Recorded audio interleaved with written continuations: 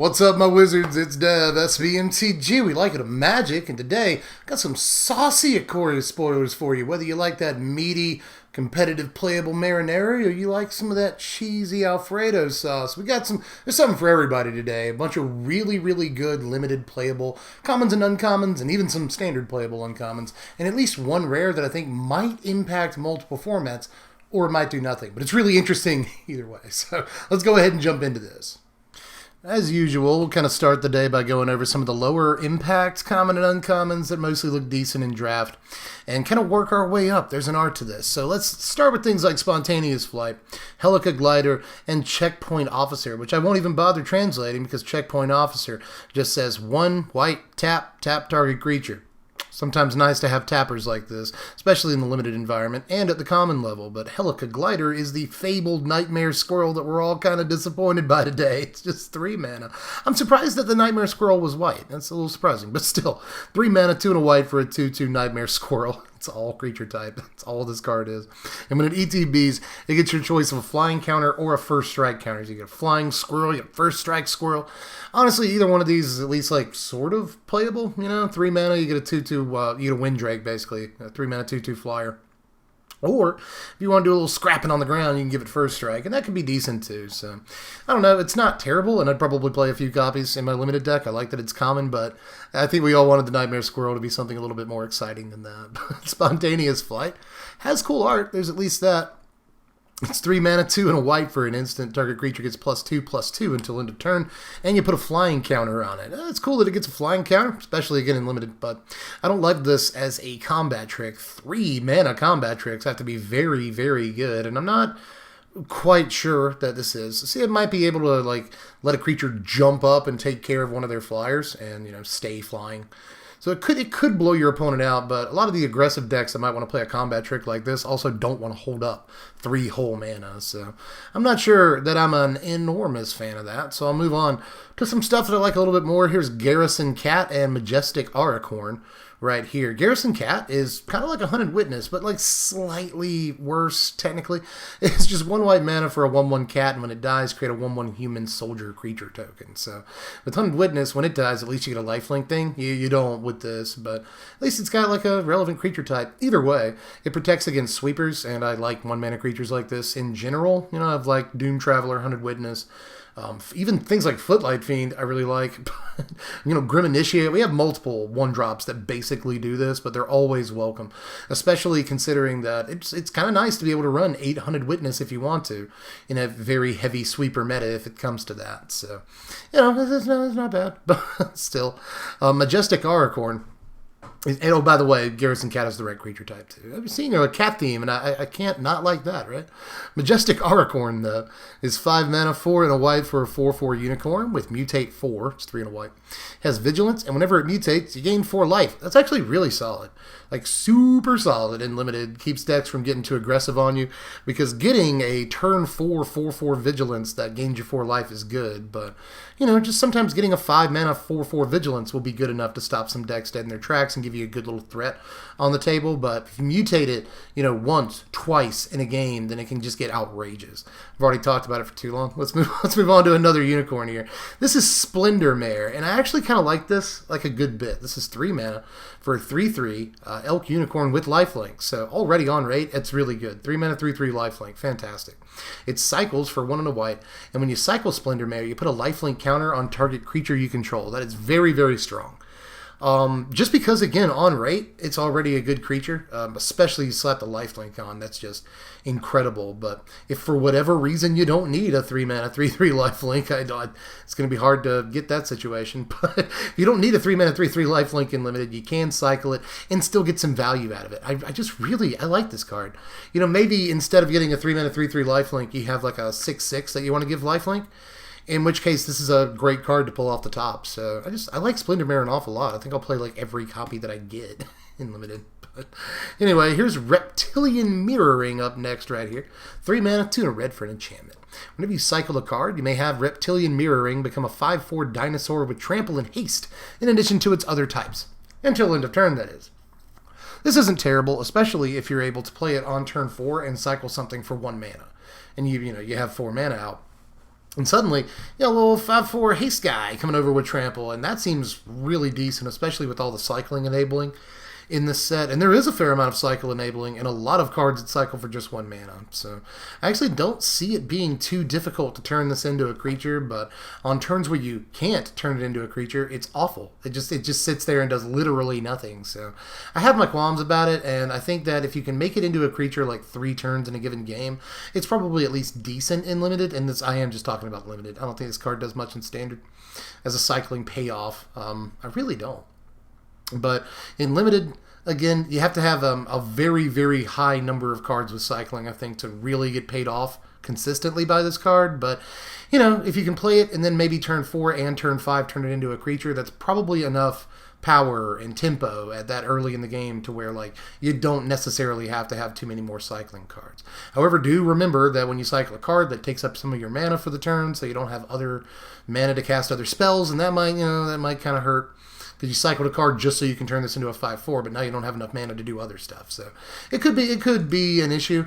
I just have some issues with it in limited, is all I'm saying. But in a very aggressive deck with a lot of access to cycling, yes, this card could be quite good. But that's a little narrow when you think about it. Now, I will move on to Essence Symbiont right here. It says Symbiont in the translation, but I'm pretty sure this is Essence Symbiote. This is 2 mana, 1 and a green for a 2/2 beast. And whenever a creature you control mutates, you put a +1/+1 counter on that creature, and you gain 2 life. So it kind of feels like a Wild Growth Walker for mutate. And that might actually be pretty decent. Now, rather than this creature getting the counter like a Wild Growth Walker, you put a +1/+1 counter on the creature that mutated. Now, sometimes that will be this. So that makes sense, you know. But I actually kind of like this. I'm not sure that it sees like standard play or anything, but Wild Growth Walker did. At the same time, Wild Growth Walker was naturally resistant to things like shock, dead weight, disfigure, and any manner of, you know, two toughness killing things. You know, right now there's like Mayhem Devil, which can kill this a lot easier than it could ever kill a Wild Growth Walker. But, you know, just keep that in mind. But I guess if you can flash mutate something, you might be able to protect it from a shock. You know, flash that octopus onto something. And you know, or flash this Plax the Octopus onto this if they target it with shock. It might actually be a good play because it'll get a +1/+1 counter, be protected from the shock, and you'll gain 2 life. So could actually be pretty decent. But we'll have to see some really sweet stuff with mutate. Not like we haven't already. We kind of have, but this will have to it'll have to be good enough, and I'm not absolutely sure that it is especially against decks that aren't specifically mono red. I'm not sure this card is that good. So we'll have to wait and see. It might be a pretty decent low-costed mutate payoff, or it might do nothing. Either way, it looks decent and limited. But let's move on here to let's do Hornbash Mentor right here. This is 3 mana, 2 and a green for a 3/3. And you're seeing a little trend here. These 3 mana 3/3s. It's a human warrior. And when it ETBs, you put a trample counter on target non-human creature you control. You can pay 2 and a green and tap it to put a +1/+1 counter on each creature you control with trample. That is actually a really, really expensive activated ability, especially considering you have to tap it and it can't attack that turn. Which I don't absolutely love, but I love the rate. A 3 mana 3/3 is good, and the fact that it just throws a trample counter out there to something else is pretty sweet. So you get some value off of it. A small amount of value, but value nonetheless, even if it dies. So actually kind of a fan of this, even if you never actually use the tap ability. But there will be tricky instances where you use the tap ability in limited. Again, in limited, I'm not talking about anything besides that format. But, hey, maybe it goes in the deck with Trample Guy.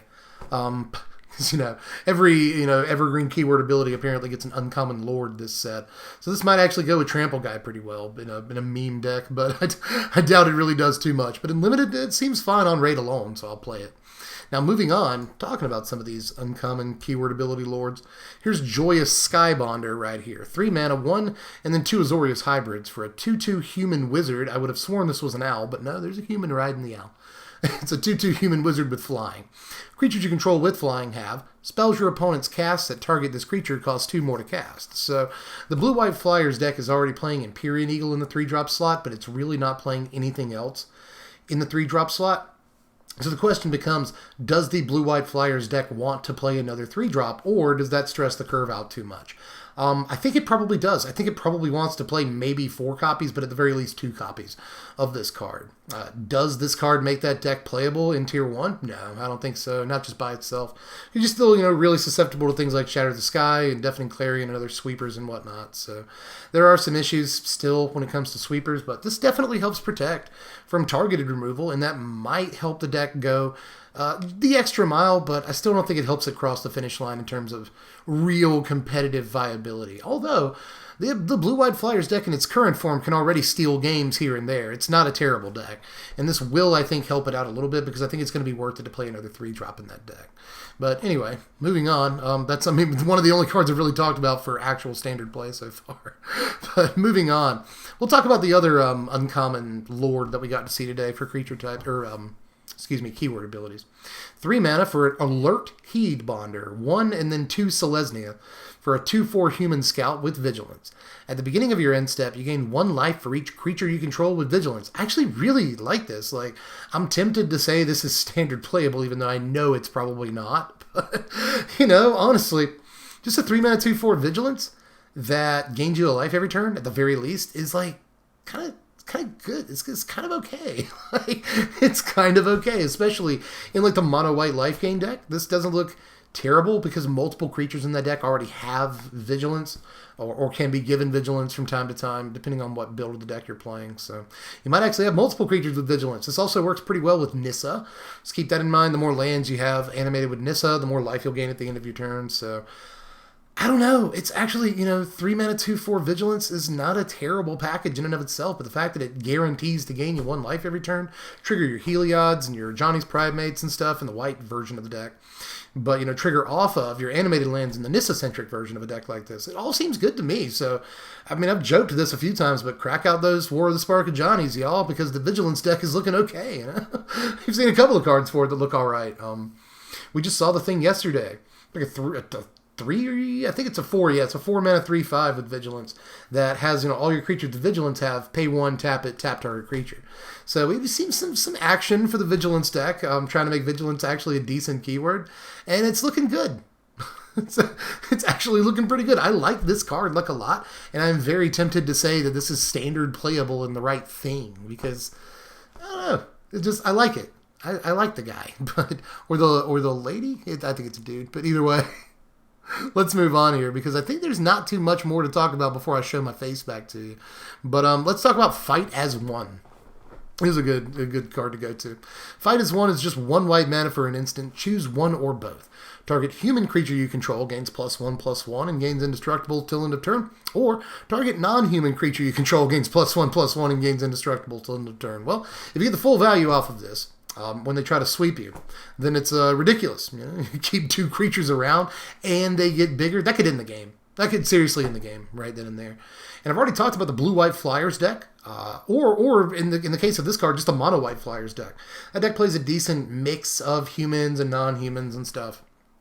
Not a ton of humans, but especially a lot of non-humans. But you still get humans like Tomik, and the occasional other human here or there. So, but in just a mono-white aggro deck that wants to play this card, you get all kinds of humans and non-humans like Loyal Pegasus and whatnot. So there's just all manner of targets for this in both the Azorius Flyers plus mono-white Flyers or just regular mono-white weenie. So if your opponent's going to Shatter the Sky, Deafening Clarion, any of that stuff, Kaya's Wrath, whatever. This is just unbelievable against those cards and put you in a position where your creatures are actually bigger than they started. So I really, really like this. I think for just 1 mana, it's an unbelievable card that'll sometimes leave 2 creatures on the board. But honestly, even if it only leaves 1 creature on the board, it's very good.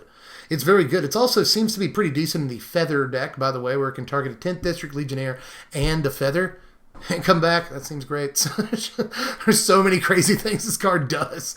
It just seems unbelievable to me because just for the price of 1 mana, blowing out sweepers looks unbelievable. And if it only leaves 1 creature on the battlefield, it's still kind of decent in a lot of situations. So I think Fight as 1 is maybe standard playable because it elevates certain decks that were, just fringe playability into maybe, tier 2 or 3 playability now. And that's a huge lift. So I love Fight as 1. I think it's actually one of the better cards we've seen all day. But so is Heartless Act. Moving on. This is 2 mana, 1 and a black for an instant. Choose 1. Destroy target creature with no counters on it, or remove up to 3 counters from target creatures. So this is pretty much never a completely dead card unless your opponent just doesn't have creatures. I have seen people on Reddit call this the best Doomblade effect ever. And I don't know if I want to go that far, especially in a standard that includes so many counter-centric creatures, especially things like Hydroid Krasis, for instance. But also, like, you can't target Nissa lands with this. You can't target Pelt Collectors. You can't target any Hydra with this. Pretty much anything that I name when I talk about the artifact coming up in this video, you can't target with this, and that's a ton. It's so many creatures. Once you actually start doing the math on it, there are a lot of creatures you can't target with this, and that's kind of lame. But the vast majority of creatures, especially creatures played in Standard, you can target with this at instant speed, and it's exactly the kind of thing I've been waiting for. Honestly, I can't complain too much.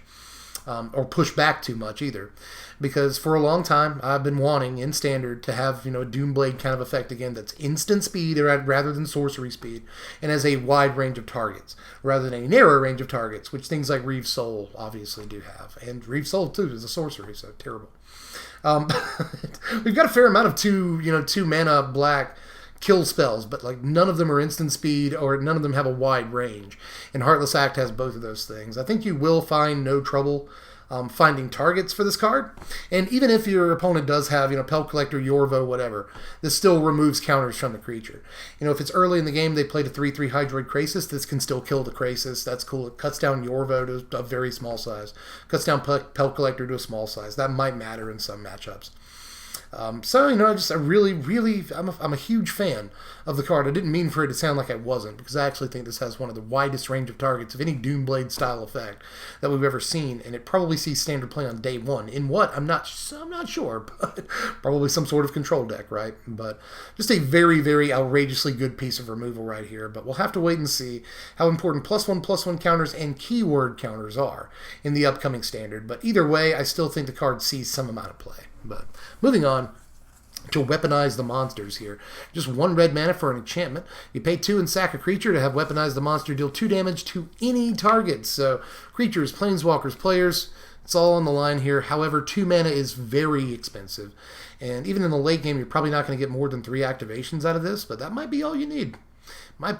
Plus, there's tons of benefit to sacrificing creatures. Let's say you've got Mayhem Devils out, or Judith's out, or something like that. You're getting extra damage off of your sacks, but most of those decks have better ways of sacking creatures for absolutely free, like Woe Strider, Witch's Oven, and stuff. But since this is such a low cost to get onto the battlefield in the first place, I could understand playing a copy or 2 of this in the sack-centric red-black decks, but I really don't think it ends up going in. But it is decent late-game reach, and combined with those Mayhem Devils, it probably ends up doing a ton of damage if you have the mana to sink into it. So I do like the card and I'm interested in testing it, but 2 mana is really steep. 2 mana is a very, very steep activation cost when you have stuff that doesn't cost anything to sacrifice multiple creatures in the same turn. But again, I could see working in a copy, because this is very good reach if you've got 4 or 6 mana to pump into it, and like an extra goat token laying around along with another small creature to Footlight Fiend, sack it, deal 3. It all seems good to me, but again, we'll have to wait and see on this one. I think I'm a little on the fence about it, but I'm leaning more towards a no. But moving on to Parcelbeast, one of the strongest cards of the day, easy, and one of the strongest uncommons in the set, period, I think. This is 4 mana, 2 and a green and a blue for a 2/4 elemental beast.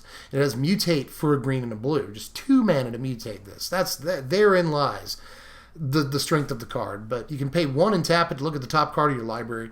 If it's a land card, you may put it onto the battlefield. If you don't put the card onto the battlefield, you put it into your hand.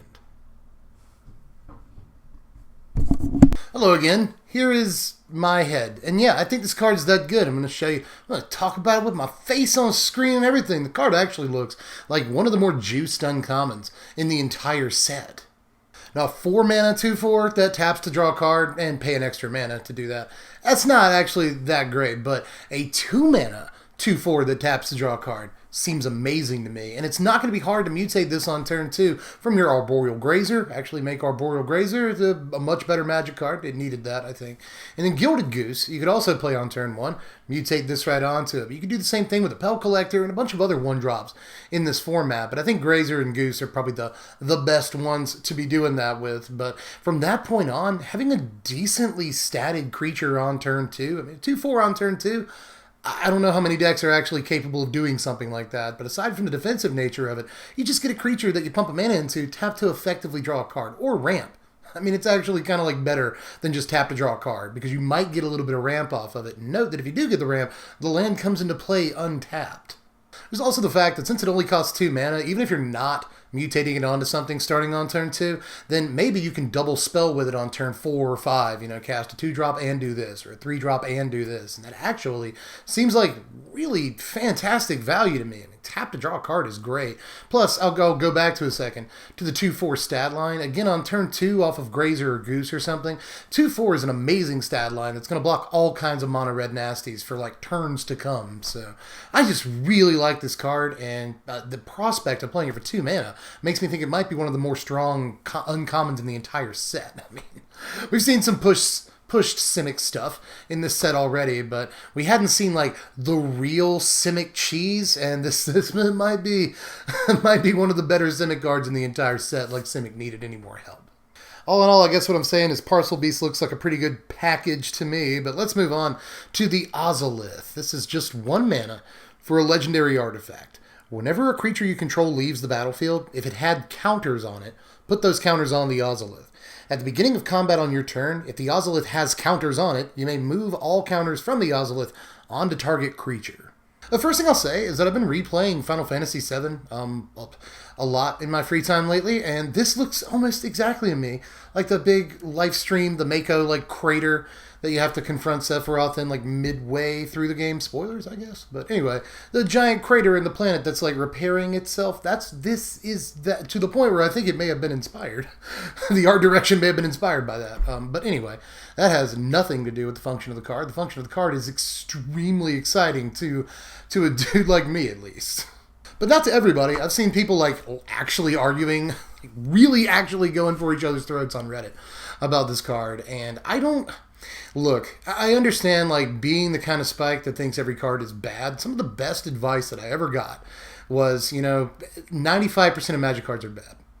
Even the ones that you think are good are bad. It's that 5% that you're looking for if you want to be a competitive Magic player.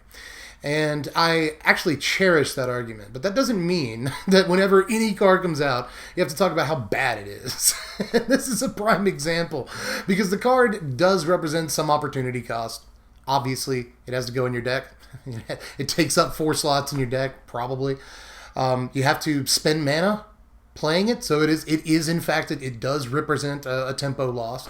So I mean these are true facts, but that doesn't necessarily mean that the card is bad. Remember that opportunity cost and tempo loss are made up for on later turns when you're playing cards like this, and it's all about like how much extra value you're actually getting out of it. Was it worth losing that tempo? Was it worth skipping your turn 1 to play this card and do nothing else? Was it worth the opportunity cost of putting the card in your deck? And just because a card has opportunity cost and represents a tempo loss doesn't necessarily mean that the card is bad, because again, the payoff is really what we're in it for here. And there's an awful lot of payoff with this card in multiple formats.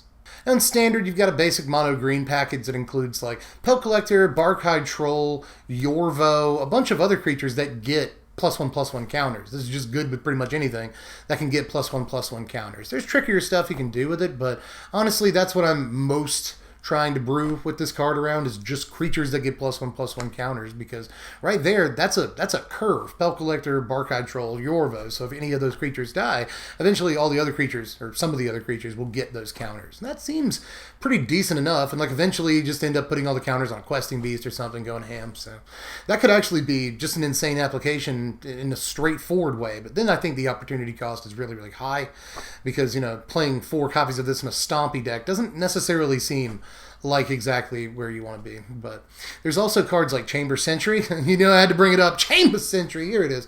But this actually, even though you have to have a bunch of mana to pour into Chamber Sentry to tap it and hit something for damage, You have to have as much mana as you have counters on it to really get the full value out of it. I still think it's a cool card to bring up Chamber Sentry with, because if something with counters on it dies, eventually you move the counters to your Chamber Sentry, and then maybe you shoot something big down or you hit your opponent in the face. Just another card that makes Chamber Sentry at least acknowledgeable, if not playable, but I wanted to bring that up. But there's also just any number of Hydras in Standard, all the Hydras, right? Hydroid Crisis, Voracious Hydra, Bioessence Hydra, literally every Hydra, Pelucranos. In Standard right now, this could work really, really well with, because if they kill your Hydroid Crisis, eventually all those counters go onto your Pelucranos, and that just seems outrageous. Plus, if you are running the Bioessence Hydra package, you might as well play Simic Ascendancy, which is what I really wanted to work my way around to when it came to this card, because Simic Ascendancy only really cares about counters being put on creatures. So that's a double-edged sword here, because it cares about counters being put on creatures. So if counters get moved from a creature onto the Ozilith, Simic Ascendancy doesn't really see that, but it does see those counters going back onto another creature. So you'll get counters on your Ascendancy for that, and that seems like you could win the game pretty quick and proc a Simic Ascendancy for real with the Ozilith and a couple of creatures that get a lot of +1/+1 counters. But it does require a lot of setup. If you wanted to go like turn 1 Ozilith, turn 2 Simic Ascendancy, and then turn 3 you die. You play a creature, and then on turn 4 you get like Embercleave or Torbrand to death, or maybe your opponent shatters the sky, gets rid of your one creature somehow, or another Banishing Light or something. You have to start over, or they Teferi, and they return either the Ozilith or the Simic Ascendancy to your hand on turn 3. I mean, there's definitely some problems in the meta that we're in right now with a card like this actually seeing real viability in Standard, but at the same time, this card could represent a ton of value if it stays on the battlefield long enough, and you have the creatures to, make it work. But there's also, again, like I said, there's tricky stuff you can do just in Standard with this. If you have Sarkhan, for instance, you can turn Planeswalkers into creatures, and then if those Planeswalkers die, all the loyalty counters go on to the Ozilith, right? So that seems pretty decent, because then you can get another, Planeswalker out, turn it back into a creature with Sarkhan, and then all the loyalty counters will go onto it. So that seems cool. You can probably do some cool stuff with Gideon Blackblade, because it's a creature and a Planeswalker at the same time. So there's probably some cool Planeswalker-centric, nasty, fun stuff you can do with this. Not to mention there are obviously keyword ability counters in this set, so that works really well with the Ozilith. But moving on from Standard, in Modern, you've got stuff like Hangerback Walker and Walking Ballista that seem like especially broken with a card like this, kind of another Hardened Scales kind of variant. And that could get stupid really fast too. So yes, the card represents tempo loss. Yes, the card has a high opportunity cost because it has to go in your deck and you're wasting a turn to play it. I don't know, whatever. The payoff is high enough here in multiple formats that I think the card has a really good shot at actually seeing Standard play. If not, again, play in other formats aside from that. But let me know how you feel. The Ozilith is a card that I could talk about it for 20 straight minutes and still not get everything out that's good with it. I mean, I didn't mention Growth Chamber Guardian, Incubation Druid, all the Adapt stuff, actually. That's something to point out. Just anything that gets +1/+1 counters. But there's all kinds of wicked, stupid garbage that you can do with the Ozilith. So make sure to inform us all of that in the comment section, because there's no way that any amount of time and editing in one video can really point out all the crazy stuff that you can do with this card. So, and for what it's worth, it only costs 1 mana. So the opportunity cost and tempo loss are kept to an absolute minimum on a card like this, and I really think it might be worth brewing with. But just let me know how you felt about that and all the takes down there in the comment section. Remember to like the video. If you enjoyed the video, that helps me out tremendously, puts me in favor with the algorithm, puts me in more recommended feeds, and I need that. I really need that. You can also subscribe to the channel. That helps me out to hit the bell for notifications, so YouTube actually lets you know when I put videos out. Check out the Patreon, $1 a month to vote on what decks and videos are first in the upcoming Standard season and stuff. So that's a pretty good use of $1 a month. And aside from that, if you want to pre-order anything from this set, hit the link in the description. Go over to TCG Player, order from that link. Helps out you, dude. But I guess I'm done for now. Just give me any takes that you have in the comment section, or any horrible mistakes I made, which I occasionally do make. Just let me know down there in the comment section, and I will catch you cats later. I'm Dead from the Place. Thanks for watching, my wizards. Spread love and be kind.